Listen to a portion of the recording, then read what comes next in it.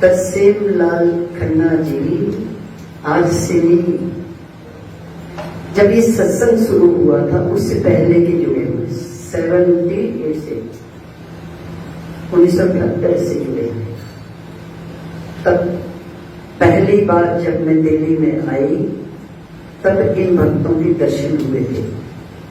तरसेम लाल खन्ना जी, संतोष खन्ना जी और पूरे परिवार को आप अच्छे से जानते हैं। और तब से ऐसा नहीं कि सत्संग में आई तब उन लोगों ने सेवा शुरू की, जब से उनको मिली तब से सेवा शुरू हो गई और आज तक पूरा परिवार पूरी तरह से समर्पित है। ऐसे सेवक, ऐसे समर्पित ये भक्त जिन्होंने आपको भरी गर्मी में जो ठंडक का आनंद हम इस सत्संग भवन में ले रहे हैं। कल कोई भक्त कह रहा था कि अब ध्यान लगने में विलंब नहीं होता है। पहले तो थोड़ा गर्मी लगती थी तो मन थोड़ा इधर उधर हो जाता था कि गर्मी लग रही है, पसीना पहुंचना है।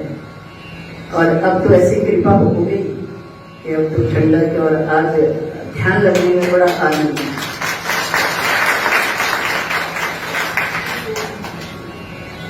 तो ऐसे ही भक्त, कभी इन्होंने जिंदगी में कोई दूसरा संत महात्मा या कोई दूसरा दरबार नहीं देखा। ऐसे भक्त हैं। ऐसा नहीं कि सत्संग भाई अपने भगवत वस्त्र धारण किए तब उन्होंने सेवा शुरू की। मिलते तो न जाने कितने जन्मों से जुड़े हुए, कितने जन्मों से जुड़े। और जब समर्पित, जब ये सत्संग शुरू हो गया तब तो पूरी तरह से छोटे छोटे बच्चे थे ये जब मदली में आए थे, तब से लेकर अब तक ऐसे बहुत सारे वर्ग हैं। तो ये ऐसी कृपा ऐसे भक्तों के ऊपर जो पूरी तरह से समर्पित होते हैं, जो आध्यात्मिक होते हैं, जो परिवार से परमात्मा तक की यात्रा में जुड़े होते हैं। आध्यात्मिक माने आत्म निरीक्षण करना, उसमें जुड़े रहे, इधर उधर नहीं देखा कौन सा मंदिर कैसे जाना, कौन सी तरफ, कहीं एक जगह जुड़ गए और पूरी तरह से सेवा में, साधना में, आत्म निरीक्षण में।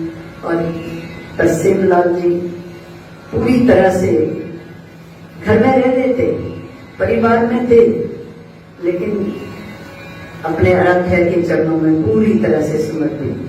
जो उनको स्वप्न होते थे, जो उनके अनुभव होते थे, जो उनको अनुभूतियां होती थी, जो आत्मसात उन्होंने किया,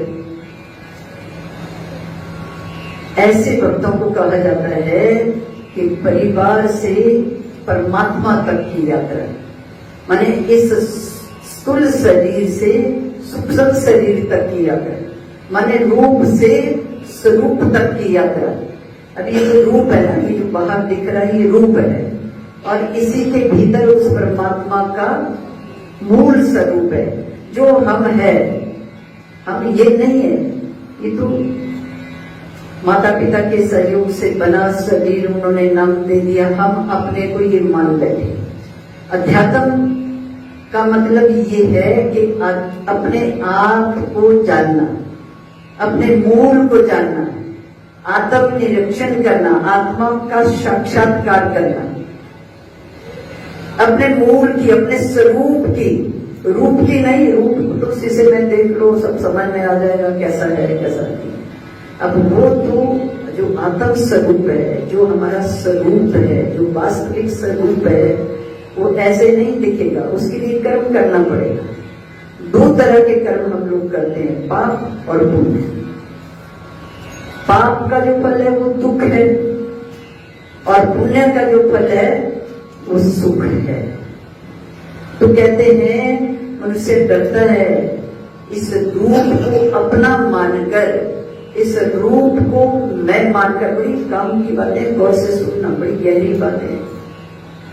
इस रूप को मैं मान लेता है और उसको अगर कहें कि भाई अध्यात्म मार्ग में चलो तो वो डरता है। वो कहता है कि अध्यात्म मार्ग में चले तो संसार के जो मौज मस्ती छूट जाएगी। कहता है हमारे अपने रिश्ते नाते धन संपत्ति ये सब छूट जाए। अबे छूटेगी तो सही एक दिन, कब तक पकड़ कर बैठोगे, कब तक पकड़े रहोगे, एक दिन तो छूटनी है। ये क्षण का काम है, सब छूट जाता है। ऐसे महापुरुष कहते हैं कि वो कमाई करो जो कभी छूटे ना, जिसको कोई छीन ना सके, जिसको कोई चुरा ना सके, ऐसी कमाई करो। और वो परिवार में रहकर संसार की मौज मस्ती करते करते कब हम अपने स्वरूप में पहुंच जाते, ऐसी सेवा हो, ऐसी साधना हो, ऐसा हमें कर्म का ज्ञान हो, ऐसे संस्कार हो कि रूप से स्वरूप तक कब पहुंच जाए उसका पता ही न चले। हाँ? कछुओं की तरह कब ये सारे बाहरी जो इंद्रियां फैली हुई है, ये कछुओं की तरह हमारा मन इनको समेट ले और पूरी तरह अपने स्वरूप के साथ एकाकार हो जाए। ये है अध्यात्म। अब अध्यात्म की ओर हम कब बढ़ते हैं, कई भक्त तो कह भी देते हैं, मतलब बच्चा अभी तो ना है आध्यात्मिक मार्ग में चलने का ये कोई समय है, अभी तो मौज मस्ती का समय है ना। का ठीक है करो, बाद में पछताएंगे। तो कहते हैं कि गृहस्थ में रहकर जिसको अध्यात्म की समझ आ गई उसका जीवन सार्थक होता है, उसी का जीवन सार्थक होता है। नहीं तो क्या होता है कि 50 वर्ष की जो बात करते हैं वो फिर जब उस पड़ाव में पहुंचते हैं, फिर जब उनको समझ में आता है कि ना धन अपना है ना संपत्ति अपनी है, इसमें तो किसी और का धीरे धीरे कब्जा हो रहा है। तो धन भी गया, संपत्ति में भी किसी और का कब्जा धीरे धीरे दिख रहा है, सामने की हो रहा है कब्जा। और वो मान सम्मान भी धीरे धीरे कम हो जाता है। माता पिता का छोटे छोटे बच्चे की तरह प्रेम करते हैं, वो प्रेम भी कम हो जाता है, वो सम्मान भी कम हो जाता है। फिर जब उनको उस पड़ाव में जाकर ये सब चीजें जब नजर आने लगती है, फिर वो तड़पते, बिन पानी बिना पानी की जैसे मछली तड़पती है वैसे तड़पना पड़ता है। यहाँ तो कुछ भी अपना नहीं है, फिर समझ में आती है। अब फिर क्या करें, पक्के घड़े को बिल लगता है, मिट्टी का घड़ा पक गया हो और उसका बिल भी पक गया हो, फिर हम कहेंगे कि इसमें जुड़ जाए, असंभव है। कितने हमारे जो बुजुर्ग थे, हमारे जो पूर्वज थे, कितनी बढ़िया बढ़िया बातें सुनाते थे, कैसी कैसी कहावत, कैसे कैसे लोग प्रेरणा देते थे। पक्के घड़े को कभी बिल, अभी से ही परमात्मा के चरणों में लग जाओ, अभी से ही ईश्वर से जुड़ जाओ, बाद में पछताना नहीं पड़ेगा, तड़पना नहीं पड़ेगा। तो जो समझदार होते हैं वो जुड़ जाते हैं।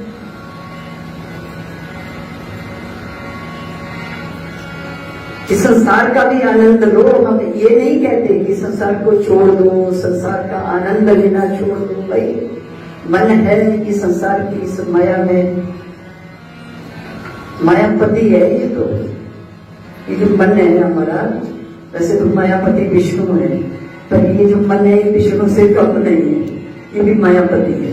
इस माया में खुश रहता है, इस माया में ऐसे विलुप्त हो जाता है कि इसको अपनी भी सुध नहीं होती, और सुध आने पर पछताने का कोई लाभ नहीं। जब कहते हैं ना चिड़िया चुग गई खेत, क्या बोलते हैं, ऐसे ही कुछ कहा है?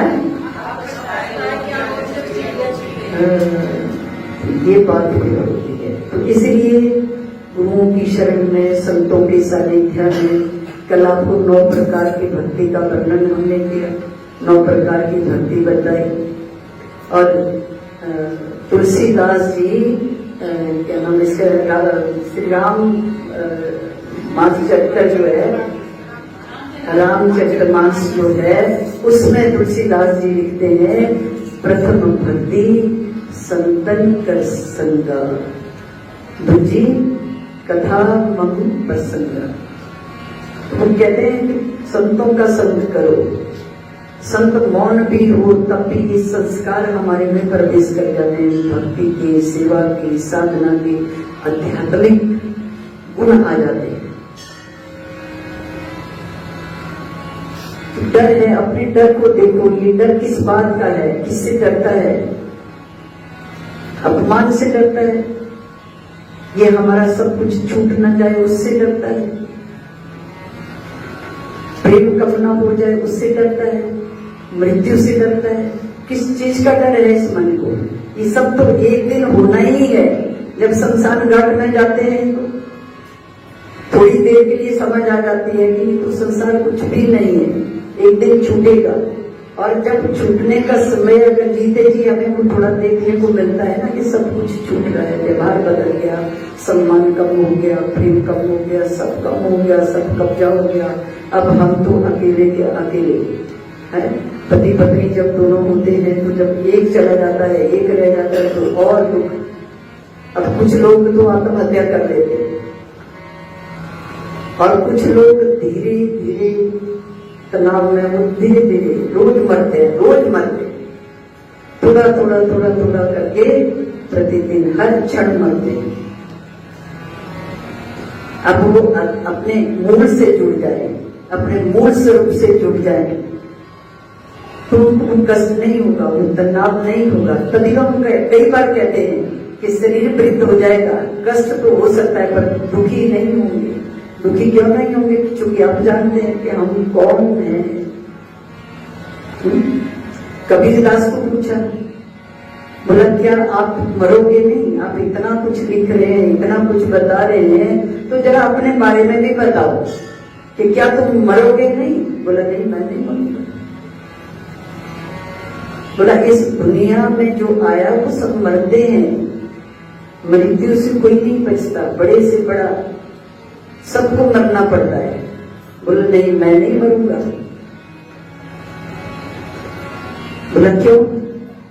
बोला मैं तो उस अविनाशी का बालक हूं, मैं अविनाशी हूं, मैं कैसे मर सकता हूं? मेरे मरने के लिए तो मेरे राम को भी मरना पड़ेगा, मुझे मरना होगा तो मेरे मरने के लिए मेरे राम को भी मरना पड़ेगा। अब वो कैसे मरेगा? वो तो अविनाशी है। अब वो अविनाशी है तो हम उसके बालक हैं, हम उसके अंश हैं, हम उसके अंशज है, हम कैसे मर सकते हैं? हाँ, ये जरूर है कि ये जो मूल है हमारा, ये इस शरीर को एक चोले की तरह, जैसे हम कपड़े नहीं बदलते वैसे ये आत्मा शरीर बदलती है, एक शरीर से दूसरे शरीर में। अब वो शरीर कर्मों के अनुसार मृत्यु हो गई तो इस शरीर का गधे की शरीर में प्रवेश कर जाए, घोड़े के शरीर में, गंदगी में रहने वाले कीड़े के शरीर में प्रवेश कर जाए, मनुष्य के शरीर में प्रवेश करे, देवताओं के शरीर में प्रवेश कर जाए, दैत्यों के शरीर में प्रवेश करे, राक्षसों के शरीर में प्रवेश करे, कीट पतंग के शरीर में प्रवेश कर जाए। किसको पता है? ये शरीर छूटेगा तो ये जो असली स्वरूप है हमारा, ये कहाँ कौन सा शरीर धारण करेगा, कोई नहीं जानता। ये कर्मों के आधार पर हमें शरीर मिलता है, जैसा कर्म करो। तो इसलिए कहते हैं कि आध्यात्मिक होना एक मनुष्य के लिए बहुत जरूरी है। जो आध्यात्मिक है वही अपने मूल तक पहुंच सकता है, वही परिवार से परमात्मा तक पहुंच सकता है। बाकी तो उलझे रहते हैं, मकड़ी की तरह जाल बनाते हैं और उसी जाल में घूमते रहते हैं, फंसे रहते हैं, फिर नहीं निकल सकते। तो इसलिए हम सत्संग कर रहे हैं, इसलिए हमने दीक्षा की जो बात हम कहते हैं, गुरु दीक्षा, दीक्षा मिल गई, हम दीक्षित हो गए। क्या है दीक्षा? दीक्षा यही तो है कि अपने मूल को जानना, ये संस्कार हमें मिले, ये ज्ञान हमें हो जाए, अपने मूल से जुड़ जाए, अपने मूल को जान जाए, ये दीक्षा है, ये संस्कार हमें मिल रहे हैं। संतों की सानिध्य में ये संस्कार हमें मिलते हैं कि हम अपने मूल की समझ आ जाती है, अपने मूल का ज्ञान हो जाता है, फिर उसके अनुसार हम कर्म करना शुरू कर देते हैं, तो संस्कार मिलते हैं संतों की सानिध्य में। तो कई बार हम तो संकल्प भी करवाते हैं कि संकल्प करो, दुनिया में नहीं उलझे रहना है, शरीर है इसको संसार के व्यवहार में लगाओ और मन को अपने आराध्या के चरणों में लगाओ। अब सूर्य कहता है मैं भी तो उस अविनाशी का अंश हूं, और दीपक कहता है कि मैं सूर्य का अंश हूं। जैसे हम कहते हैं कि हम परमात्मा के अंश हैं, वैसे दीपक कहता है कि मैं सूर्य का अंश हूं। अब सूर्य तो एक ही क्षण में पूरे संसार का अंधकार खत्म कर देता है, पर असंख्य दीपक जला ले तब भी वो रात का अंधेरा दूर नहीं हो सकता। ठीक उसी तरह हम लोग भी, हम उस अविनाशी के अंश हैं, पर हम एक दीपक की तरह। अब कुछ लोग मुझे दीपक की तरह रहते हैं, जलाएंगे जलाएंगे। अब कब जलाएंगे? मतलब 50 वर्ष के बाद जलाएंगे। पता है 50 वर्ष तक रहोगे, 50 वर्ष के बाद वो मौका मिलेगा। अब क्या करें, वो संस्कार ऐसे मिले उनको बाल्यकाल से ही हमें संसार के संस्कार पढ़ना है, बहुत पढ़ना है, बड़ी बड़ी डिग्रियां लेनी है। किस लिए लेनी है? पैसा कमाना है, बड़ा घर बनाना है, बड़ी गाड़ी लेनी है, बहुत सारी धन संपत्ति हो, और सब संसार वाले हमारे पीछे पीछे भागे, हम बड़े धनवान हो, इसलिए पढ़ना है, इसलिए डिग्री लेनी है। आपको वो संस्कार मिले तो वही तो करेंगे। जिंदगी को एंजॉय करना है। अब एंजॉय क्या करना? काम वासनों में पड़े रहना, भोग विलास में पड़े रहना, इसको एंजॉय कहते हैं। बताओ कितनी मूर्खता है। ये है एंजॉय, भोग विलासों में पड़े रहना। अब वो असली चीज का पता ही नहीं, वो किसी ने बताया ही नहीं, कहीं देखने को नहीं मिला, कहीं समझने को नहीं मिला, तो मनुष्य क्या करे? अब इसीलिए उसको कहा गया कि जितने हमारे ऋषि मुनि आए कि क्या करें, इस संसार का क्या होगा। नारद जी पूछते हैं व्यास जी से कि आपने 4 वेदों की रचना की, 18 पुराणों की रचना की, और कितने धर्म ग्रंथ लिख दिए, फिर भी आप प्रसन्न नहीं है, क्यों? वेद व्यास जी लोग पढ़े, कहते हैं मुझे दूर दूर तक कलयुग के प्राणियों का कल्याण होता हुआ नहीं दिख रहा है। इतने ग्रंथ लिख दिए, फिर भी मुझे कलयुग के प्राणियों का उद्धार होता हुआ नजर नहीं आ रहा है। रो पड़े वेद व्यास। क्या करें, कैसे समझाएं, कैसे जुड़े अपने मूल से? कैसे जुड़ेंगे ये लोग अपने मूल से? कैसे अपने आप को समझेंगे? कैसे उस आनंद की अनुभूति करेंगे? जो संसार में आनंद ढूंढ रहे हैं वो नहीं मिलेगा इनको, और बाद में रोएंगे, बाद में पछताएंगे, तड़पेंगे, फिर क्या लाभ?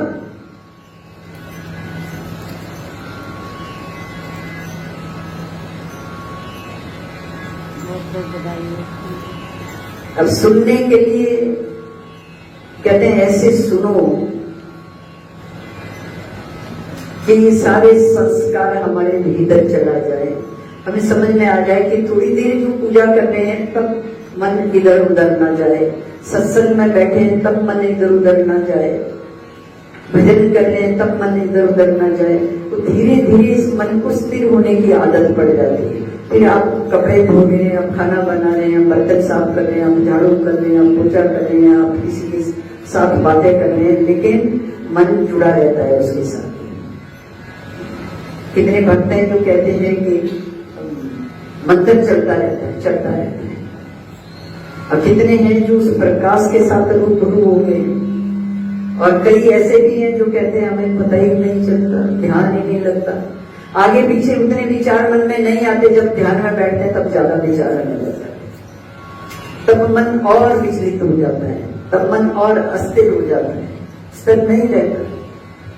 जब ध्यान में बैठते हैं, जब पूजा पाठ करते हैं, तब दुनिया जहान की बातें आगे पीछे उतरी नहीं आती, तो नहीं जुड़ा हुआ है मन, वो संस्कार नहीं है, वो अभ्यास ही नहीं है। अभ्यास होना चाहिए, धीरे धीरे मन को सत्संग में लगाओ, कथा में लगाओ, कीर्तन में लगाओ, सेवा में लगाओ, साधना में लगाओ, निस्वार्थ सेवा में लगाओ। हमें कुछ चाहिए नहीं, बस भगवान का शुक्र करो। किसी की भी सेवा का मौका आपको मिलता है, उसके लिए ईश्वर का शुक्राना करो, भगवान तेरा शुक्र है, तूने ये एक सत्कर्म करवा दिया, ये अच्छे कर्म में तुमने लगा दिया। सुबह हमारे जो मनी जी हैं, तो एक वीडियो बनाकर हमें दिखा रहे थे। मैंने कहा भाई पूर्व जन्म की कौन से कर्म करके आए, तो इतने ऐसे जवान बच्चे तो भाग रहे हैं।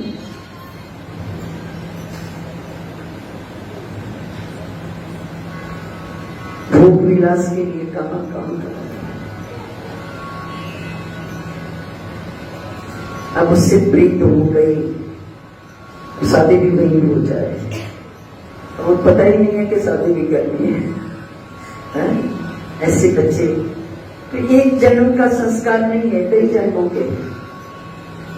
सुशील जी सुबह 5 बजे, रात को 12-1 बजे तक ड्यूटी, ये ड्यूटी वाले बच्चे, और सुबह 5 बजे उठकर मंदिर में सेवा में जुट जाना।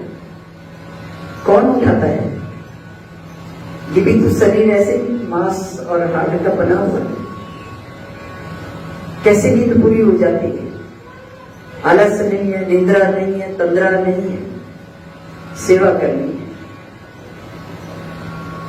और उनकी पत्नी भी ऐसे, शिवानी जी, उठो समय हो गया, नहीं तो पत्नी कहती बड़ा बन गया पुजारी, सुबह उठ के और कोई काम नहीं है, चलो यहाँ करने मेरे साथ काम करो। आजकल तो शादी की तो इसलिए की कि एक नौकर मिल गया, नहीं और कुछ नौकरानी मिल गई, ऐसे एक दूसरे को इस नजरिए से देखते, छोटी सोच वाले लोग। तो जुड़ के उनको समझ में आ जाती है कि नहीं, हम एक दूसरे के साथ इसलिए जुड़े हैं कि हमने परिवार से परमात्मा तक पहुंचना है, हमें सेवा करनी है, हमें साधना करनी है। तो आइए इस सेवा साधना के लिए एक बार भगवान के चरणों में प्रार्थना। अब शुरू हो जाता है प्रवचन। प्रार्थना हमने पहले करनी है, लेकिन जब उसकी मौत, जब उसकी कृपा, तब शुरू हो जाए, तब उससे प्रार्थना करें। प्रार्थना में बड़ा दम है, प्रार्थना एक पुल है, हमें परमात्मा से जोड़ता है। प्रार्थना में बड़ा दम है। तो आइए अब सब मिलकर मीठी मीठी तालियों के साथ